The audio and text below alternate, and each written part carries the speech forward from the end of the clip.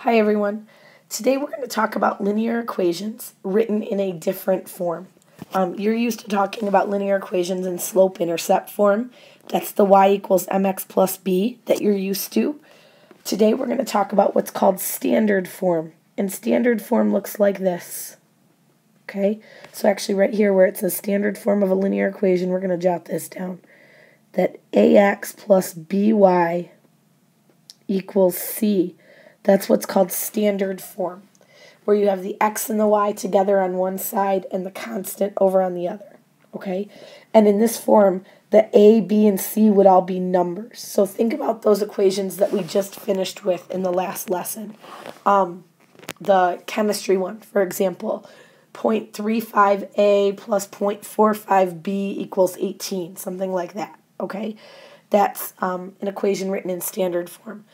Now, technically, I'm lying to you right now because for it to be called standard form, true standard form, your a, b, and c all need to be integer values, meaning no fractions or decimals. But all those ones that we did that involved fractions and decimals, we could have really easily multiplied through by 10 or 100 or, some common factor to turn them into standard form. So I'm not going to stress about that too much. What I really want you to know is that this is another very common way that linear equations can be written. I'm going to call your attention down to these examples down here. We'll get to these in a second, but this one here is written in slope-intercept form. You're used to that one. Y equals mx plus b. Okay, you've done that one a lot. But then if you look at this one is written in what's called standard form. Okay, it's still linear. It's just a different form of the equation. So that's kind of what we're focusing on today. All right. Before we can talk about these, though, I want to talk about your intercepts, okay, and what it means to be an intercept. So let me draw you a quick picture here. So if I graph a line, any line, I don't care how you graph it, okay? If I graph a line on a coordinate plane, typically it has two intercepts. It has the y-intercept, and you're used to that because in slope-intercept form, the b value is the y-intercept. And you have the x-intercept, okay, the place where it crosses the x-axis. So the intercepts are the places where the line crosses the axis. And so what we're going to focus on today is what's unique about this point here and what's unique about this point here. And the thing I want you to take away is that anywhere on the y-axis, which is where the y-intercept will always be, anywhere on the y-axis, we know that the x value is equal to 0. Does that make sense? That the x value measures how far left and right your coordinate is. And so if you're right on this y-axis, you haven't moved left or right at all. So you're going to be at 0 on the x-axis anytime you're on this y-axis. Okay? At the x-intercept, similarly, we know that y is always equal to 0. Because anytime you're on this line here, you haven't moved up or down at all. So your y value is always going to be 0. So even if I graphed another line, let's make my line go, I don't know, this way this time. Okay? And I looked at my two intercepts.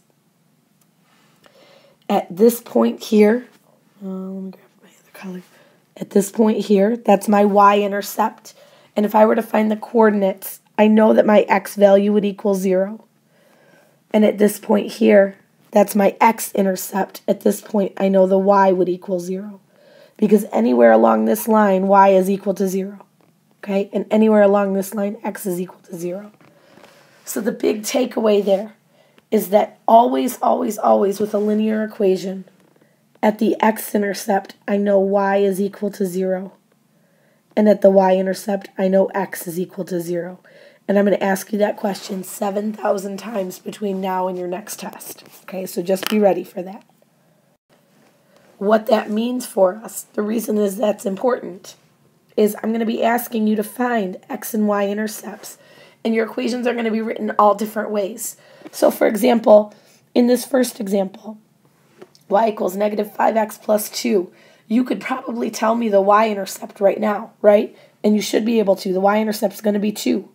Okay, because it's in y equals mx plus b form. But what's the x-intercept? Well, if I look back at what I just figured out, at the x-intercept, I always know y is equal to 0. So to find that, and you are going to want to write this down, to find the x-intercept, I'm going to plug in a 0 for y. Always. Doesn't matter what your equation looks like. That's your strategy. Okay? So I'm going to say 0 equals negative 5x plus 2. And then I'm going to solve that. Gosh, I wish I had left myself some more room here.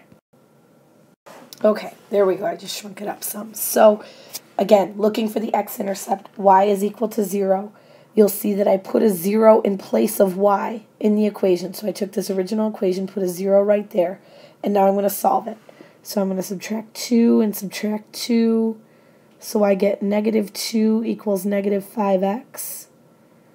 Let's divide by negative 5. And I think we're going to get 0.4. X is equal to 0.4. Positive, because negative divided by negative is positive. And actually, I don't care if you make that a decimal or a fraction. Okay? Intercepts, it doesn't matter. Slope, I always tell you to leave as a fraction, but intercepts, I don't care. Okay? Now, again, I would hope that you could look at that equation and tell me the y-intercept right off the bat. But let's suppose you couldn't. Let's suppose that somehow you forgot y equals mx plus b.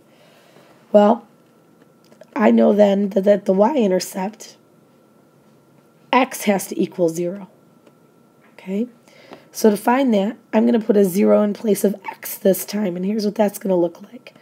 Y equals negative 5 times 0 plus 2. Well, this time I don't really have to solve because y is already by itself. I just have to evaluate what this is equal to. Negative 5 times 0 is just 0, and 0 plus 2 is 2. So now I know that y is equal to 2. Which again, hopefully you already knew that because that's my y-intercept in slope-intercept form. But there's my x-intercept, there's my y-intercept. By the way, remember that your intercepts are two separate points. Think of the picture that we drew up here. Okay? Your intercepts are one point here and one point here. It's not one coordinate put together. A lot of the times I see people do all this and then say, oh, well, then the intercept is 0.4 comma 2. That's not one coordinate. My x-intercept should technically be written as, let's see, 0.4 comma 0. And my y-intercept should be written as 0 comma 2. Okay? And again, pay attention to the placement of the zeros there. If this is the x-intercept, I want the number in the x spot. This is the y-intercept, so I want the number in the y spot. Okay? So now look at your next one. We could rearrange that to slope-intercept form. But to find the intercepts, I don't really need to. Okay? And in fact, I think it's easier not to. So, again, my strategy, if I'm looking for the x-intercept, what do I know? I know that y is going to have to equal 0. So I'm going to put a 0 right in place of y. So I'm going to say 5x minus 4 times 0 equals 30. Okay, well, 4 times 0 is just going to cancel. So I'm really just left with 5x equals 30. And if I divide by 5 on each side, I get that x equals 6. And that's my that's my x-intercept. Again, if I wanted to think of that as a coordinate, it would be 6 comma 0. To find my y-intercept, at the y-intercept, I know that x is going to equal 0. So same thing, except I'm going to put a 0 in place of x this time. 5 times 0 minus 4y equals 30. This is going to cancel. The only thing you want to watch out for in this one is remember that that's a negative 4y. Okay? So when I go to solve this, now I have negative 4y equals 30. And I believe when I divide that one, I'm going to get negative 7.5. So that means as a coordinate, my y-intercept would be 0 comma negative 7.5. Okay? And honestly, what I do with these ones usually is not even write out all this work. Okay, I would expect that probably you could do that one without showing so much work. And here's how, and I'm going to demonstrate it here. It'll probably make more sense the first time we do one of these on the board. But if I know that my x is going to be a 0, for example, if I'm looking for my y-intercept and x is a 0, I know that this whole thing is going to cancel out and be a 0. So I just kind of cover that up in my mind, or even with my finger, and then I see negative 4y equals 30, and then I just divide, okay? Either in my head or on a calculator. Same thing if I was looking for my x-intercept. I would cancel out the y, and oh look, 5x equals 30, so divide and x equals 6. That didn't work out quite so easily up here. I had to do this solving, but when it's written in this form, the intercept should be quick. The intercept should be easy, which means if I hand you one of those equations and say, go graph it, you could go through the process of rearranging it and putting it in slope-intercept form to graph it. Or you could say, well, I can find the intercepts really easily. Okay, my x-intercept is 6, so I'm going to take a walk down here to 6 and make a dot. Oh, I just lost count, sorry. Okay, so put a dot on the x-axis at 6. And then my y-intercept is negative 7.5. So I'm going to go 1, 2, 3, 4, 5, 6, 7.5. It's going to be right in the middle here. Sorry, it's hard to get real accurate with a stylus. And then just connect your dots. So you don't have to worry about rise over run or anything. You get your two intercepts on there and connect them, and you're good to go. So I really think that's the easiest way to graph something like this. Okay? Now, there's going to be a lot of students, I get these students every year who say, no, I would rather just put it in slope-intercept form and graph it that way. That's totally fine, okay? Totally your choice. But this whole process that I just went through could be done without really writing anything down, without having to go through any work, really. Okay, so I'm just trying to save you some time there. Okay. Last thing we have to do today is just kind of pull together the information that we know about the different types of lines. So majority of the lines we graph are what we would call oblique, okay? An oblique in terms of linear equations really means like diagonal.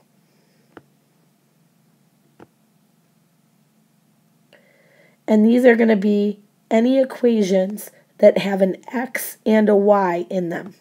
Okay, so most of the equations you graph are going to be oblique, okay?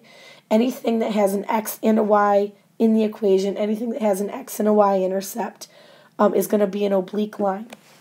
And we write these either in slope-intercept form, which is y equals mx plus b,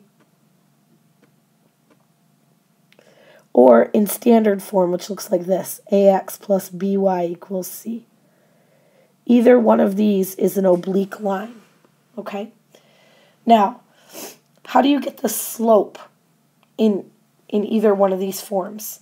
Well, in this form, it's easy, right? I'm going to grab a different color here real quick. In y equals mx plus b, your slope is just the m. So whatever number is in that first spot, that's your slope. In this form, it's a little bit trickier, or at least a little bit less obvious. It's actually going to be really easy once I show it to you. And again, mathematical purists, you're going to want to rearrange this into slope-intercept form. That's fine. Go ahead and do it, but you don't have to. I'm going to show you a shortcut. But to show you that shortcut, first I do kind of want you to go through the process with me. So I'm going to just kind of slide off here to the side, and we're going to do a couple of these together. We're going to take a few equations and rearrange them to slope-intercept form. So if you want to write these down, you can. If not, don't worry about it. Okay, I just kind of want you to follow the steps here. So we're going to do that one. Let's do negative 10x plus 4y equals 60. And then we're just going to do this. ax plus by equals c. Okay, so super fast. I'm going to put these in slope-intercept form, and I'm trying to get you to see a pattern here. So slope-intercept form, I want y by itself. So the first thing I'm always going to do is subtract the 3x, or subtract whatever the x term is. So 5y equals, and over here on the right I'm going to write this as negative 3x plus 30. And then I'm going to divide everything by 5. So I end up with y equals negative 3/5 x plus 6. I'm out of space there. Okay, there we go. Slope-intercept form. Here's my slope, right? The negative 3/5. Let's do the next one. So again, I'm going to move the x term over. This time I'm going to add the 10x. And add the 10x because it was negative to begin with. So now I have 4y equals 10x plus 60. And then I'm going to divide everything by 4. Okay? So I get y equals, now technically that's 10 over 4. I should reduce it. I'm going to keep it as a fraction, but I'm going to reduce it to 5/2 x plus 60 over 4 is 15. So here's my slope. Okay? What I want you to look at before we go on to that next one is the relationship between the numbers that you see here and the numbers that you see in your slope. Okay? Do you see that this number and this number show up over here? I just stacked them on top of one another and threw a negative in front. And the reason for that is because when I moved this 3x to the other side, I had to do the opposite of it to move it. So this 3 was positive, but I did a minus 3x to move it. Now look here. This was negative to begin with. When I moved it to the other side, it became positive. So I know my slope down here I wrote as 5/2, but look at it here. Okay? Do you see positive 10 over 4? So it's the opposite of this over this. Up here, the opposite of this over this. Let's do it with the general form. ax plus by equals c. Let's get y by itself. Okay, so if I'm solving for y, let's move the ax over.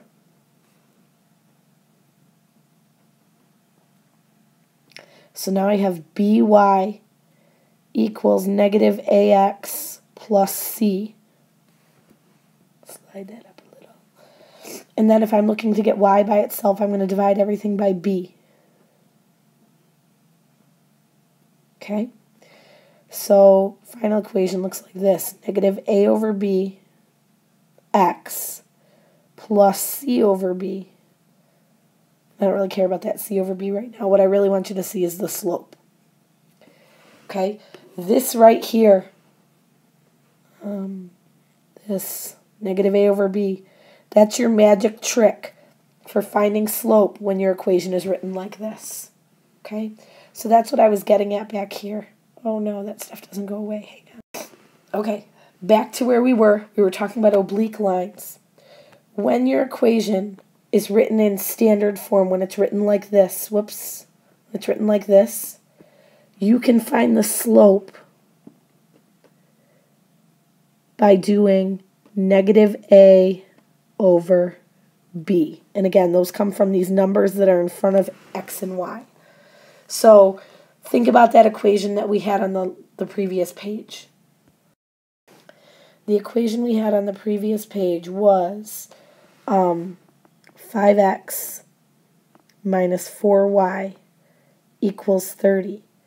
If I had asked you to find the slope of that line, okay, you would tell me that the slope was the opposite of this first number, so negative 5, over this number, which is actually negative 4. Okay, don't forget that negative goes with the 4. And then if you simplify that, it would become just 5/4.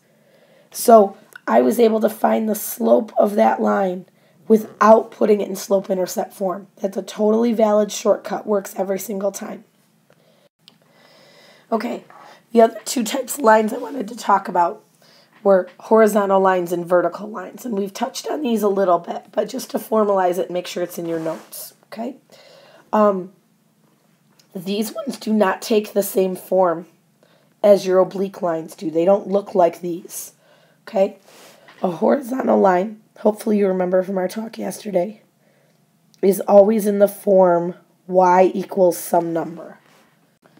So, for example, if I have the equation y equals 4, that means that all the coordinates on this line are going to have a y coordinate of 4.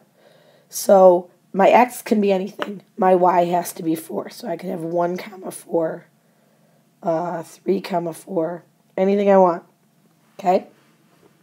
So now, think about what the slope of this line would look like.